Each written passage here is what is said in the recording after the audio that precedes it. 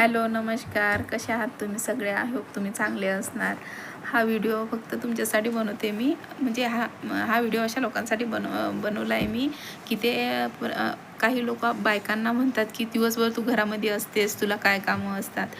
तर मला त्यांना एवढंच सांगायचं आहे की तुम्ही फक्त एक ड्युटी करून येत असणार, पण बायकांना सकाळी 6 वाजेपासून उठतात तेव्हापासून तर रात्रीचे आता 11 वाजले झोपेपर्यंत त्यांच्या मागे किती कामं असतात.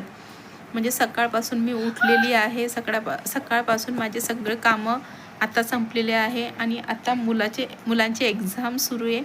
तर दोघी मुलांची मी स्टडी घेत आहे. आता स्टडी घेऊन झालं, रिव्हिजन घेऊन झालं त्यांचं. आता मुलांना अंथरूण टाकून त्यांना झोपू घालायचं. त्याच्यानंतर मी सगळं परत आवरून घ्यायचं आणि नंतर मग मी झोपायचं. म्हणजे मीच नाही, ह्या सर्व बायकांच्या जबाबदाऱ्या असतात.